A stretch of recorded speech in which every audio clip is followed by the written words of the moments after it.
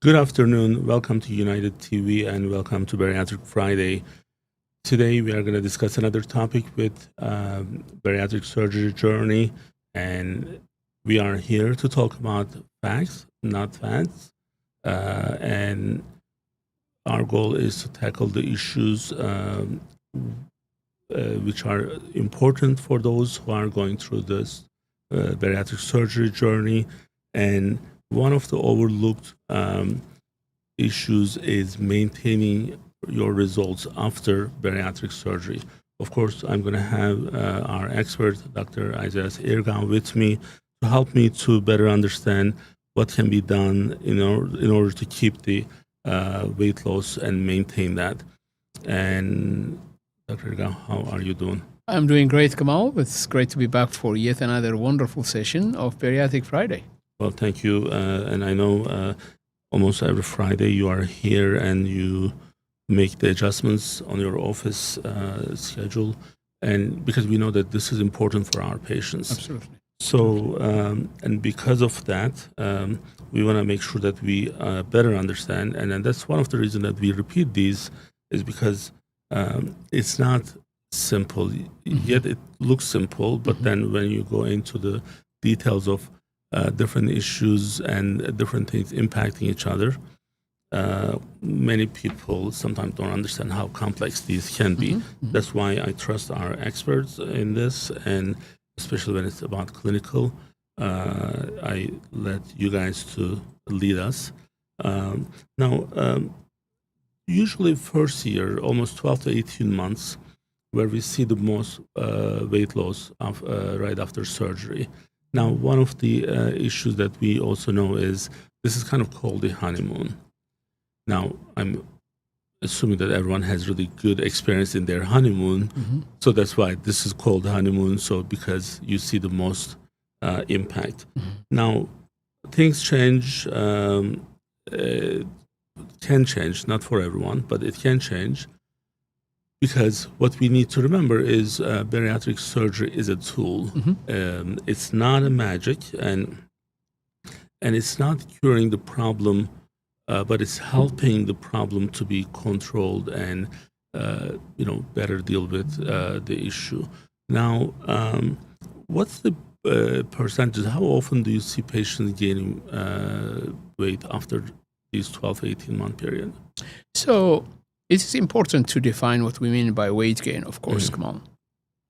Generally, some fluctuation of the weight upwards, whether it is 10, 15 pounds in the long term of anybody who has lost, 100 pounds or more, that's not uncommon. We see that fluctuation. And because of that, I very often discuss with patients about what their goal is and where they should aim to be in terms of the weight. As you know, the desired weight is a range, it's not a specific number. And that range could be different for different individuals. From our point of view, we want them to lose enough weight so that they will be healthy, right? But that does not mean they have to be to an absolutely normal body mass index. Some people may not be comfortable at that. Some people may want to stay at a slightly higher weight because they like looking at themselves at that weight. And that's okay as long as it's not an unhealthy type of weight, right? So, for instance, today I was discussing with a patient about the fact that they need to lose at least 80 to 90 pounds for them to be within a healthy range. Of course, if they wanted to reach their ideal weight and be at a normal body mass index, maybe they would need to lose 110 pounds or so, okay?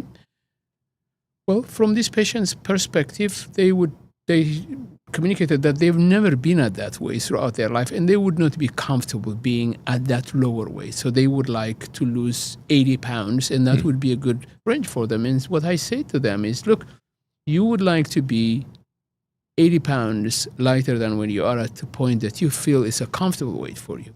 In that case, you should aim to lose 90 pounds because you will have that little cushion because there may be some weight rebound. So some weight regain and some fluctuation is not uncommon. When we talk about weight regain, we talk about serious weight regain. That actually doesn't occur very commonly. It typically occurs in about 10 to 15% of our patients.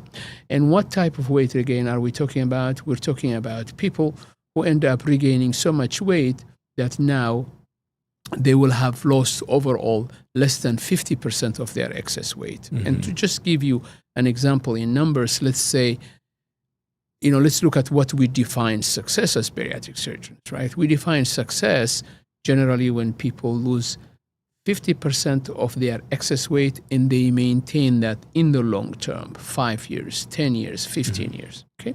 So, for instance, if a person's ideal body weight is 150 pounds and they come to us at 250 pounds, right? Well, let's say they lose weight, they lose 70 pounds, but then they maintain 50 pounds weight loss. If they maintain that, they are still a success for us. Now, so they go down to 180, but now they're at 200. They're 200, that's right.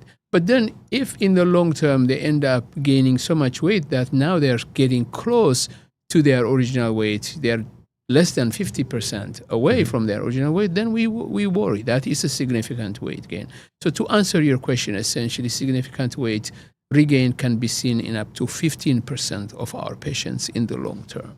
So, in the beginning when I said complex, that complexity, one of the elements of that complexity is our body itself. Mm-hmm.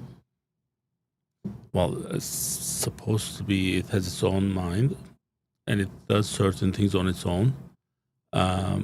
And we sometimes fight those habits or those maybe structural setups that we have.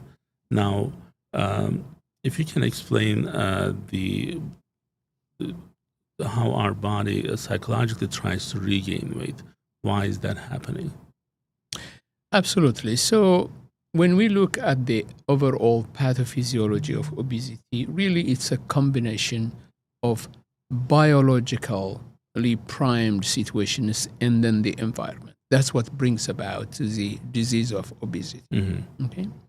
When we do surgery, bariatric surgery, we are definitely influencing many aspects of that biology, but we're not eradicating that biology. In other words, the propensity for somebody to be at a higher weight as determined by their own genetic makeup, we cannot change that with the surgery. What we can change is the mechanisms by which this is executed in the body physiologically. That also has limitations. In other words, if a person has a tendency to be at a higher weight, surgery will interfere with that, but it will not take that tendency away, right?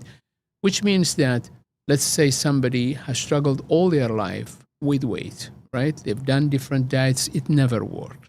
They do bariatric surgery, they succeed, right? Because bariatric surgery is powerful. Mm-hmm. But with that success, it is important that that person also implements changes in their lifestyle that do not give any room for the body to want to go up at higher weight, right?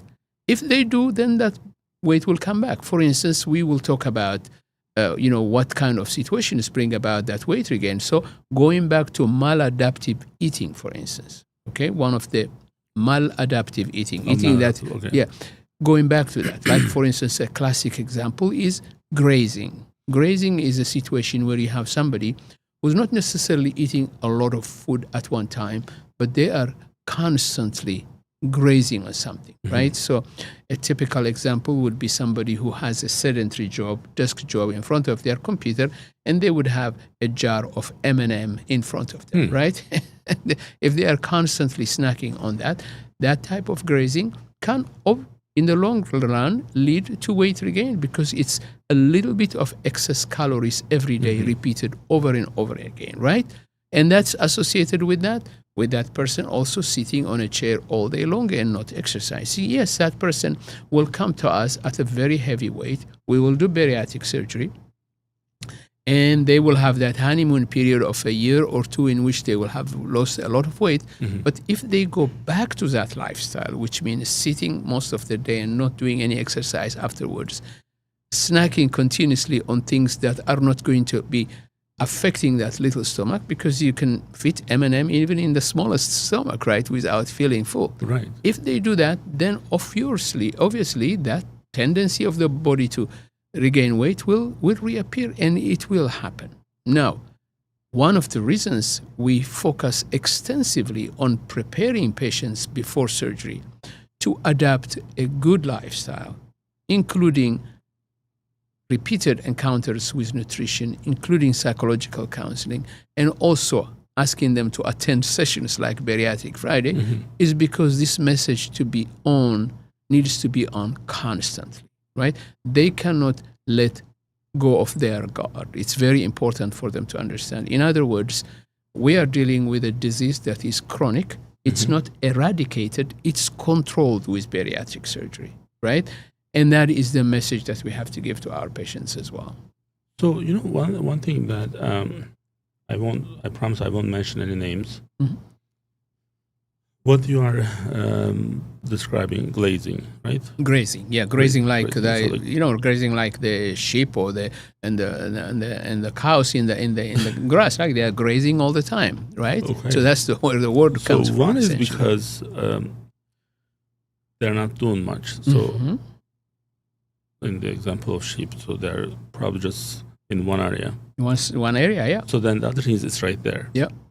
So there was a situation in the office which I took care of, but because this whole issue of food pleasing, pleasing others with food, I see, and they probably didn't. Maybe this is my way of just explaining my logic. So here we are promoting healthy lifestyle. Okay, there may be time to time. We are not going to follow everything. I'm not going to, even pretend like I would be the best, on eating habits. But promoting is where the problem is. Promoting is if I have one, McDonald's day, if I'm posting that and then just telling how much pressure I'm having from that would be the promotion part of it, right? So they have like so much junk food on one of the tables here. So again, I will stay so Susan doesn't have to get nervous. I won't name anyone. But the issue was, to me, every time I passed that desk, I was just fighting. I'm like, like maybe I should get something, or maybe I should, take something. Because it's all junk food. So then I said, you know what? If I'm going through this, maybe someone else is going through and not able to voice out their opinion. Yeah. And I'm like, why are we allowing this? We have a kitchen. We have a vending machine here. We have one downstairs. We have 2 fridges. People can bring their. Why are we presenting like almost like a bazaar style? Here we are, access. If one is, you need to ask them, you don't know whether or not you need to ask them.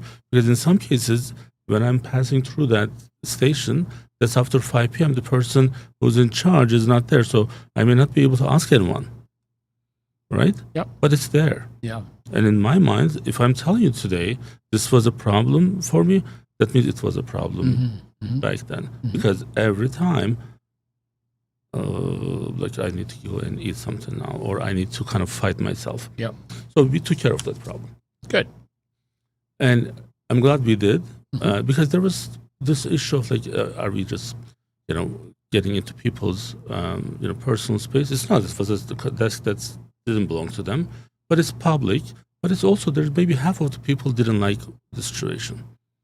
Now, nothing wrong. That person didn't mean to do any harm to anyone. Right. That's how we were kind of trained to please others. And we need that to change, because what you are describing is a huge problem.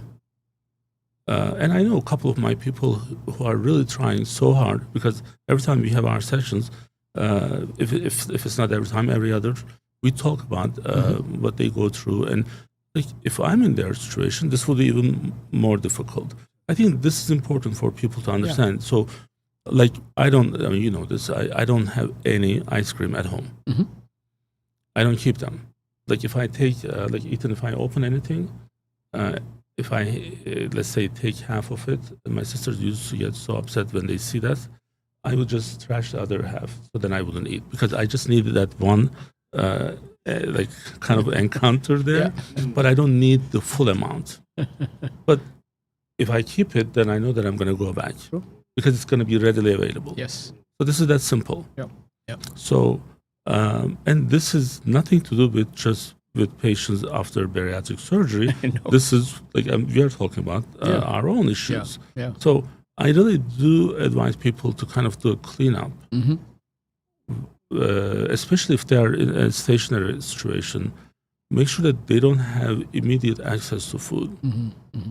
So, I mean, on Sundays, again, as you know, like, or Saturdays sometime, like, when I go and get some coffee with unnecessary calories, I walk 3 miles to get it. And I know that at least I will be able to offset that. Yeah, spending some energy. But not every time I'm able to do it. Absolutely. So that's that kind of like, let's put that out there so that people know why certain things happen in the office, because there's a clinical reason. So now, if we go to the, for the long-term success, and how important the nutrition is, you know, we have a different topic session episode for multivitamin use. What's the biggest mistakes, nutritional mistakes people are making these days? Absolutely. So the biggest mistake would be really to fall back into the bad eating habits that they had before the surgery, right? And like anything, you know, once you fall back into it, it's very difficult to get out. Again, it becomes a habit, right? Generally, what I find is people who really struggle with significant weight regain, that happens after there is a trigger event in their life that puts emotional or psychological stress on them. So typically, you would see a patient for years, Kemal, doing really well. We're talking about 5 years, 6 years, right? And then you would see them maybe at year 7 or 8, well, they will come and say, I have gained so much weight. Then I will know exactly that something happened in their life that took their focus away, right? Where food becomes something that they needed to reach supplement, comfort. Yeah, to comfort, right? To make up for the stresses and the emotional struggles that they're going. And this could be the loss of a loved one. It could be, you know, getting divorced, losing a job. I just saw a patient actually the other day who did really very well for many years. She had this leave in 2015, and then in 2019, she lost her mom. And that was a devastating event for her, as it should be, right? In this situation, and then obviously it was very difficult for her to stay focused. And then the difficulty in this situation is, Kemal, is that the weight gain is insidious. In other words, people are not aware that the weight gain is happening because they're not focused on it, right? And then suddenly one day, and they may not be weighing themselves, and then suddenly one day they may find that, you know, a shirt or a pair of pants may not fit, and they go to the scale, and then they're devastated because they now suddenly see that the weight had jumped significantly, right? And what they have been doing in that time is that they have fallen back to eating junk food, to eating too many sweets, perhaps drinking alcohol, drinking empty calories in terms of, you know, juices and other things, right? So another thing which I see is that when that happens, patients tend to stay away from us because they feel guilty, they feel ashamed, almost they feel as if they have let us down and they don't want to come to see us. They avoid us. The tragic thing is that that is the time when we want to see them. Yes, we like to see them when they're succeeding, when they're doing really well, and we're happy to see them. But it's far more important for us to see them when they're struggling, because that is when they need help. They need a perspective that is presented from the outside by us to let them know that really the road that they are in right now is not correct and we need to change direction. That means we may need to help them find counseling if there are emotional issues. It is very important for us to provide tangible, practical guidelines about what tips types of food to choose, and to go back to the basics, which means getting counseling from nutrition, but also offering them ways for them to reset themselves, to get out of the routine they find themselves stuck by maybe doing the raw bar diet for 2 weeks, for instance. What I always suggest that to patients, that liver shrinking diet that you have coined essentially, it is good not necessarily because I want them to start losing weight in that method, but because it takes them out from the routine they are stuck, right? It offers them a fresh start. Yeah, it's effortless. I do it. Yeah, absolutely. Most of the weekdays, at least 4 out of 5. Absolutely. My lunch is a raw bar. So, like the intermittent fasting is broken by raw bars. Absolutely. It's not just one. Absolutely. Absolutely. So that brings them back, but also it takes them out from this hopeless situation where they may find themselves because now they cannot lose weight anymore. Now, there is definitely more resistance by the body when you try to lose weight the second time, whatever method you had before. It is harder. So when they've regained weight and they are trying to lose weight, it is hard. That's why they need our help more than ever, essentially. But when they come, it's not just about us seeing them once. It's us really presenting them with a plan of action that would require us to get them to see a nutrition, maybe counseling. And then sometimes we may need to see if there are any anatomic issues also that are contributing to this. Now, people always ask me whether they've stretched their stomach, whether that's the culprit. That is rare. It can happen perhaps in gastric bypass, for instance, where the little stomach can stretch, or even the opening between the stomach and the intestine can stretch a little bit. But it's rarely seen with the gastric sleeve. With the gastric sleeve, you may have a stomach that becomes more compliant, but there is no way for the stomach to go back to the to the volumes it was before. In fact, patients know that. And the first thing I ask them, when they worry about whether the stomach has stretched, and I say, are you able to eat a full meal like you did before surgery? And they will say, no, I can't. I've never been able to do that since surgery. So I know that's not the issue. But there are instances in which we definitely want to check that. We want to do blood work as well to check to see where they are with their vitamins, with their nutrition. We want to make sure that with the increase in weight, they have not go back to the illnesses that they had, whether it's high blood pressure or, God forbid, diabetes as well. So that reassessment is necessary. And what it comes down to, Kemal, essentially, is really we have to look at obesity as a disease. We cannot see it as anything different than cancer or other illnesses, where these illnesses can recur and you need expert help to get you out from there, to guide you to come out from there. So, yes, it is devastating when a patient finds themselves that they have gained weight, but it's not about judgment. It's about getting the right help. So they need to reach out to us so that the resources that we have available can be provided to them for them to be able to start losing weight again. And things have not actually been any better than when we are right now, because now we can actually utilize powerful medication as well as an adjunct to what we've done to get them back to losing weight even more quickly than in the past. Intermittent fasting. Absolutely. So we have episodes for these. Yep. But I think we have to mention the physical activity.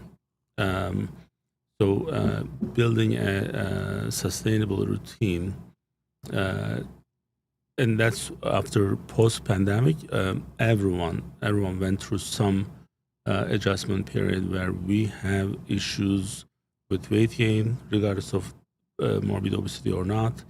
And then after that, finding what we used to do and how we used to do those things. It took some time for people to go back to that. But I think one part that we suffer the most is the physical activity. Absolutely. Like I remember playing tennis with a mask. And now I'm thinking it was so brutal. Like, why did they let us do that? I don't know. Why we played that? I don't know. But we did. Yeah. So we could have chosen that time. Hey, I'm okay. I'll just opt out. We didn't do that. Yep. So Now, would I do it now or would I fight for playing without the mask? I don't know. So, but going back to the physical activity, uh, from maintaining the muscles and the certain metabolic rate and having the strength, the muscle strength, these are all important, but yet understanding of these is still kind of somewhat problematic. So, how soon they can start exercising after the surgery is and one question, and also what type of activities would be the best for the post-surgery? Yeah, absolutely. In terms of post-surgery physical activity, our answer is always immediately. Now, the type of activities they can do after surgery has to be staged, right? For instance, they are not able to lift heavy weights or do core abdominal muscle exercises for a month after surgery. But after that, they can certainly engage in any activity they want. In terms of what physical activity is good, Kamal, I think a combination of aerobic exercise and resistance training is really the best, right? You want to do that aerobic exercise to make sure that you are metabolically active also, because it's the best for cardiovascular health, right? It's also good for their psychological well-being when you're really working out on a regular basis, aerobically. But building a good muscle mass and protecting that muscle mass is also very important. Muscle mass is a very important component of our metabolic activity. In fact, the muscle is much more active than fat metabolically. So if you activate your muscle, actually you tend to burn more calorie. And then if your muscle mass is active, your basal metabolic rate is going to be higher, which means you're spending more energy, which means you're more likely to lose weight. You're more likely to stay at a lower weight if your muscle mass is also active. So doing resistance training and also aerobic exercise is very important. That combination is important. But in general, come on, the key advice is we want them to be moving. Right?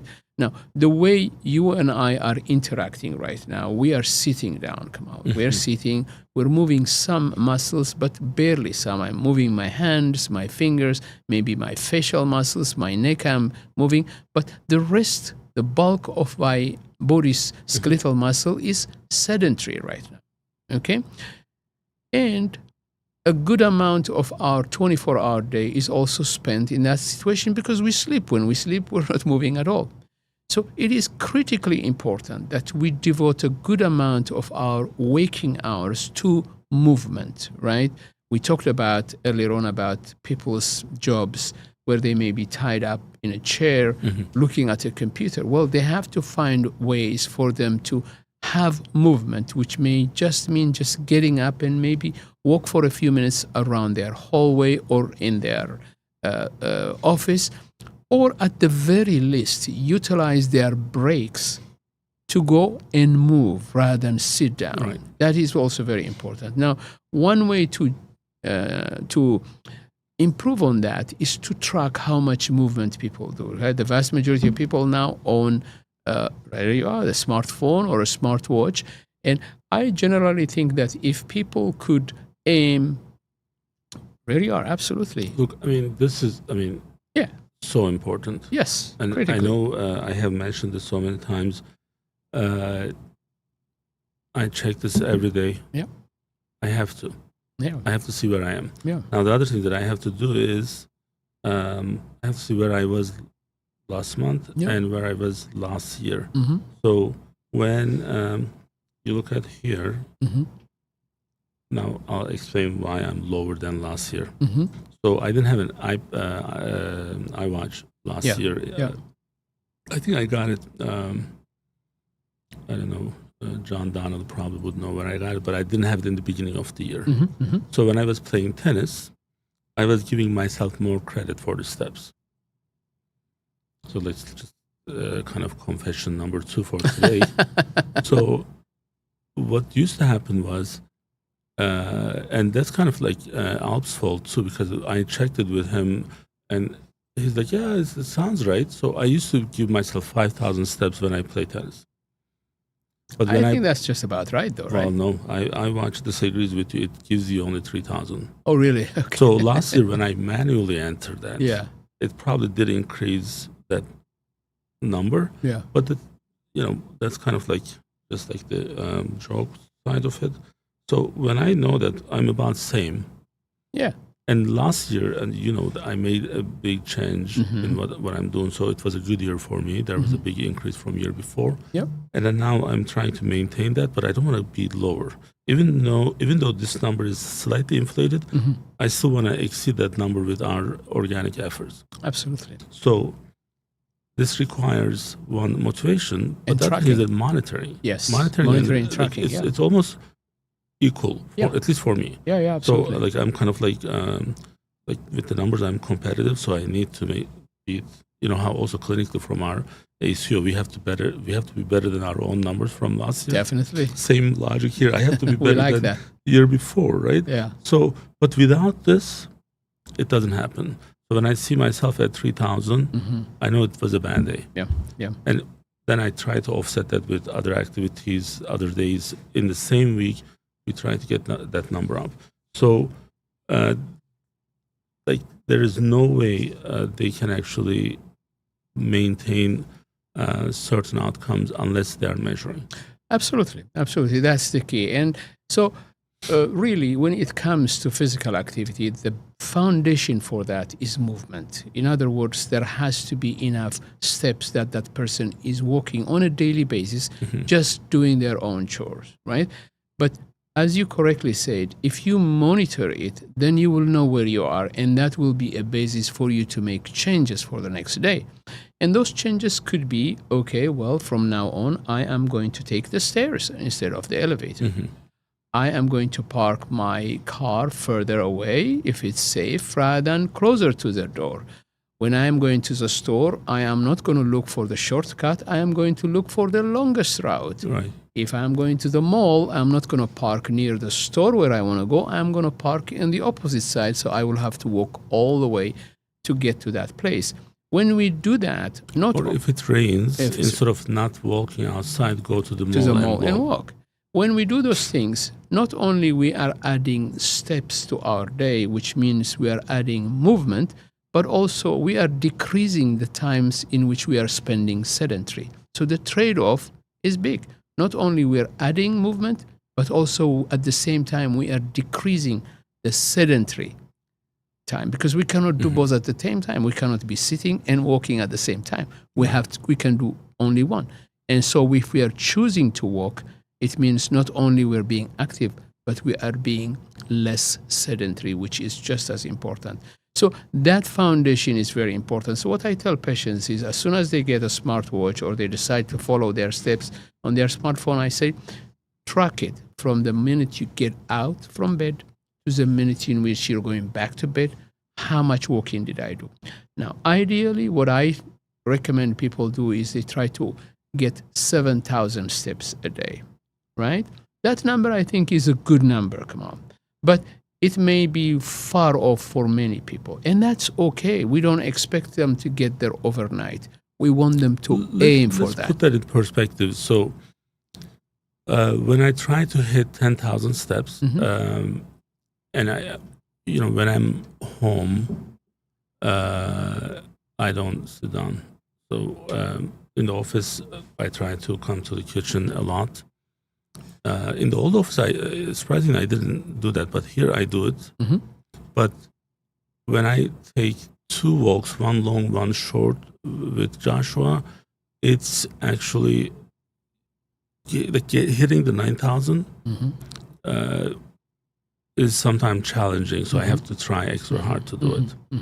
So now I'm about 220, 224 maybe. So playing tennis on a weekly basis, pretty active. If we are talking about someone who's coming down from 390, we don't expect that person to walk 7,000 steps. Right. Yeah. So 7,000 may be the goal. Yes. But they need to get up, start with 4,000, Oh, absolutely. 4,500, Absolutely. 5,000. Absolutely. But 7 is a comfortable number because Yes. I know what it takes for me to do that, Yes. to get to the 9,000, 10,000. But we are not expecting that from day one because of Absolutely the not. level that they were at physically, Yes. and now how they're going to actually improve from there. Yeah. It's going to be a gradual improvement. So that's important for them to understand. And also having some goals. It's good. You know, like if you kind of like certain spots that you want to walk to that and then come back from there, knowing where you're going to go and come back, then you are able to kind of calculate how much you are walking. Absolutely. Usually, if I'm just walking without the actual midpoint, I don't know if I walked enough. Sometimes I get either it becomes too easy or too difficult to come back. I did that last Sunday. We took a different route and it was a little bit longer than my normal one. Yeah. So, but it's all there, and all the resources are there. Absolutely. So Absolutely. we are here. Yep. We are here to help everyone who is willing to follow our surgeons and our nutritionists, our primary care's clinical recommendations. Dr. Ergau, thank you again for joining us my today. pleasure. We have to keep in mind that bariatric surgery is just the beginning of this new journey. We need to make sure that we understand how this is going to change the future for us, for our patients. Because of that, daily commitment is extremely important. Yep. And then staying in certain discipline is going to be the key. Yep. Stay focused, stay supported, and always make sure that you follow us on Fridays and stay united. Thank you.